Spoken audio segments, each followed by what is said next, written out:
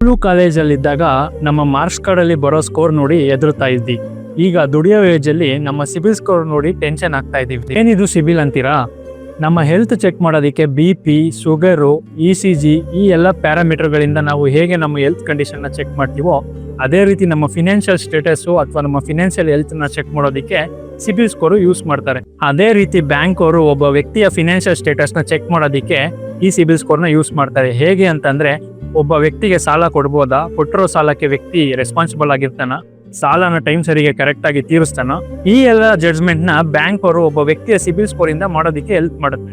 ನಿಮ್ಗೂ ಕೂಡ ಮನೆ, ಕಾರು, ಬೈಕು ಇದನ್ನೆಲ್ಲ ತಗೊಳ್ಳೋ ಆಸೆ ಇದೆ, ಜೊತೆಗೆ ಒಳ್ಳೆ ಸಂಬಳ ಕೂಡ ಇದೆ, ಆದ್ರೆ ಸಿಬಿಲ್ ಇಶ್ಯೂ ಇಂದ ನಿಮ್ಗೆ ಲೋನ್ ಸಿಗ್ತಾ ಇದೆ.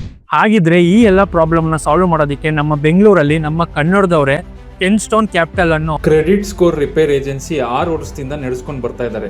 ಇಲ್ಲಿ ನಿಮ್ಮ ಎಲ್ಲಾ ಸಿಬಿಲ್ ಸ್ಕೋರ್ ರಿಲೇಟೆಡ್ ಇಶ್ಯೂಗೆ ಒನ್ ಸ್ಟಾಪ್ ಸೊಲ್ಯೂಷನ್ ಸಿಗುತ್ತೆ. ಇವ್ರಿಗೆ ಗೂಗಲ್ ಅಲ್ಲಿ 4.9 ರೇಟಿಂಗ್ ಕೂಡ ಇದೆ. ಇವ್ರ ಸರ್ವಿಸ್ ಹೇಗಿದೆ ಅಂತ ಹೇಳಿ ಇಲ್ಲೇ ತಿಳ್ಕೊಬಹುದು. ಸಿಬಿಲ್ ಸ್ಕೋರ್ ನ ನೀವು ಫಿಕ್ಸ್ ಮಾಡ್ಕೋಬೇಕಿದ್ರೆ ಸ್ಕೋರ್ ಅಂತ ಕಮೆಂಟ್ ಮಾಡಿ. ನಾನು ಪರ್ಸನಲ್ ಆಗಿ ನಿಮ್ಗೆ ಕಂಪ್ನಿ ಡೀಟೇಲ್ಸ್ ಮತ್ತೆ ಟೋಲ್ ಫ್ರೀ ನಂಬರ್ ನ DM ಮಾಡ್ತೀನಿ. ಇದೇ ತರದ ಫಿನಾನ್ಷಿಯಲ್ ಕಾಂಪ್ಲಿಕೇಟೆಡ್ ವಿಚಾರಗಳನ್ನ ಕನ್ನಡದಲ್ಲಿ ಸಿಂಪಲ್ ಆಗಿ ತಿಳ್ಕೊಳ್ಳೋದಕ್ಕೆ ನನ್ನ ಪೇಜ್ ನ ಈಗಲೇ ಫಾಲೋ ಮಾಡ್ಕೊಳ್ಳಿ.